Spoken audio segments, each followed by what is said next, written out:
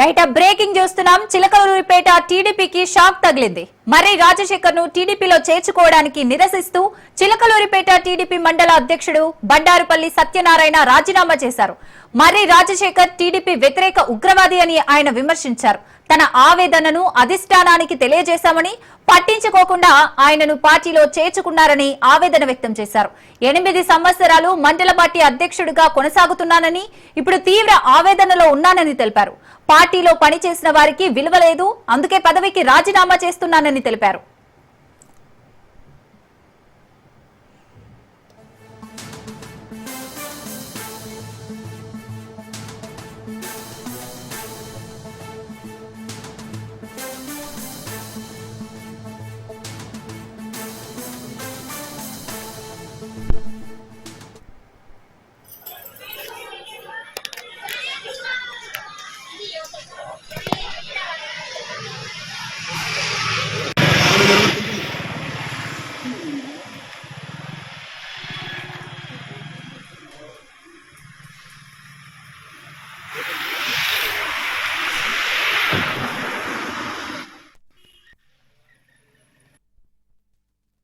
ఈ నియోజకవర్గంలో 30 సంవత్సరాలుగా ఏకదాటిగా కార్యకర్తలకు అండా దండగా ఉండి అన్ని తానై పార్టీ నడిపించినటువంటి ప్రత్తిపాటి పుల్లారావు గారు 8 సంవత్సరాలు ఉమ్మడి జిల్లా అధ్యక్షుడిగా, 5 సంవత్సరాలు రాష్ట్ర మంత్రిగా, రాష్ట్ర ఉపాధ్యక్షుడిగా, 4 సార్లు ఎమ్మెల్యేగా గెలిచినటువంటి వ్యక్తి నియోజకవర్గంలో ఆయనకి తెలియకుండా, ఆయన్ని సంప్రదించకుండా తెలుగుదేశం పార్టీ కార్యకర్తల్ని, నాయకుల్ని, జెండా వేసుకున్నటువంటి వ్యక్తుల్ని చీల్చి చెండాడి వేటాడి వెంటాడినటువంటి ఒక ఉగ్రవాది వైసీపీ పార్టీకి చెందిన వ్యక్తిని పార్టీలో చేర్చుకోవటం చాలా అవమానంగా కార్యకర్తలుగా మేము భావిస్తా ఉన్నాం. దీన్ని సహించలేక మా ఆవేదనని రాష్ట్ర అధ్యక్షుడు పల్లా శ్రీనివాస్ గారికి ఫోన్ ద్వారాను, మెసేజ్ల ద్వారాను తెలియజేశాం.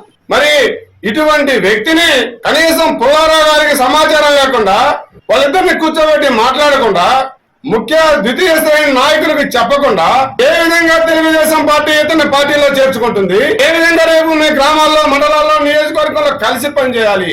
అందుకనే పార్టీ తీసుకున్న నిర్ణయం, మండల అధ్యక్షుడిగా ఆ ఆవేదనని, బాధని పార్టీకి చెప్పినా పట్టించుకోలేదు. కాబట్టి ఈ పార్టీలో పనిచేసిన వాడికి, నాలాంటి వాడికి విలువ లేదనేటువంటి భావంతో ఈ రోజు నేను మండలంలో మండల స్థాయి నాయకులు రాజీనామాలు చేయడం జరిగింది.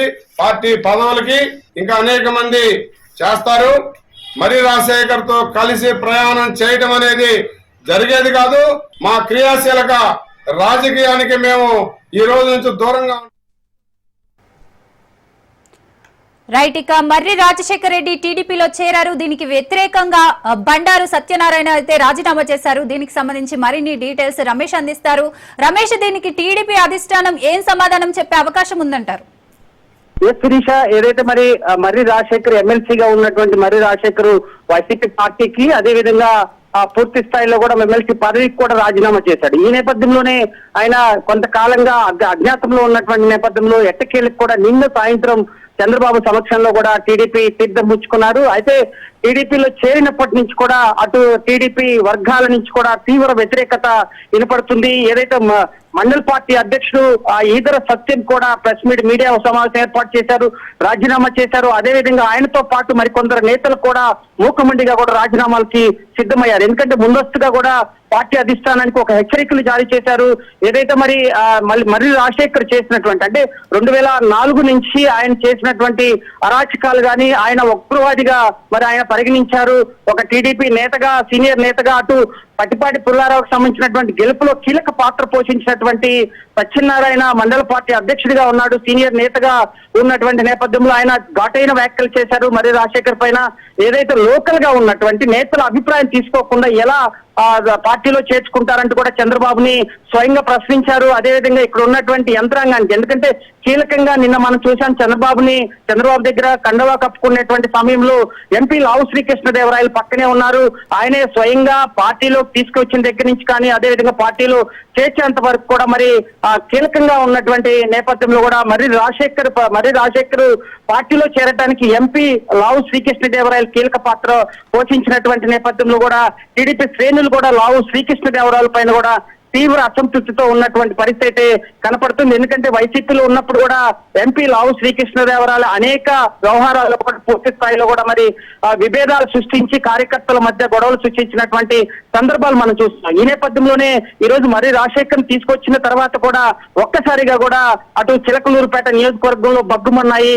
అటు పూర్తి స్థాయిలో టీడీపీ శ్రేణులు కూడా తీవ్రంగా అధిష్టాన నిర్ణయాన్ని కానీ అదేవిధంగా ఇటు పల్నాడు జిల్లాకు సంబంధించినటువంటి జిల్లా నేతలకు సంబంధించినటువంటి వ్యవహారం కూడా తీవ్రంగా తప్పుపడుతున్నటువంటి పరిస్థితి కనపడుతుంది. అయితే దీనిపైన అధిష్టానం ఇంతవరకు కూడా ఎలాంటి వైఖరి వెల్లడించినటువంటి నేపథ్యంలో కూడా మరి ఎలాంటి పరిణామాలు ఉంటాయి. ఎందుకంటే ఇప్పటికే రాజీనామా చేసినటువంటి బండారు సత్యనారాయణ రాజీనామా చేసిన తర్వాత మరికొందరు నేతలు కూడా రాజీనామా చేసేటువంటి అవకాశం ఉంది. ఇప్పటి వరకు వైసీపీలో గ్రూప్ రాజకీయాలు పెట్టి పోషించినటువంటి మర్రి రాజశేఖర్ టీడీపీలో ఎందుకు ఆ విధంగా వ్యవహరించడు, అదేవిధంగా మరి టీడీపీ కార్యకర్తలు కూడా తీవ్రంగా నష్టపోయారు. ఏదైతే ఆయన అధికారంలో ఉన్నప్పుడు అనేక కేసులు నమోదు చేసి కూడా తీవ్రంగా ఇబ్బంది గురి చేసినటువంటి సందర్భాలు కూడా మరి టీడీపీ నేతలు కూడా మీడియాకి వెల్లడించారు. అధిష్టానికి ఒక అల్టిమేట్ జారీ చేశారు. ఖచ్చితంగా ఈ నిర్ణయాన్ని పూర్తిగా ఉపసంహరించుకోకపోతే మరికొంతమంది కూడా టీడీపీకి రాజీనామా చేస్తామని కూడా హెచ్చరికలు జారీ చేసినటువంటి నేపథ్యంలో నేడు పల్నాడు జిల్లా పర్యటన ఉన్నటువంటి నేపథ్యంలో చంద్రబాబుకు సంబంధించినటువంటి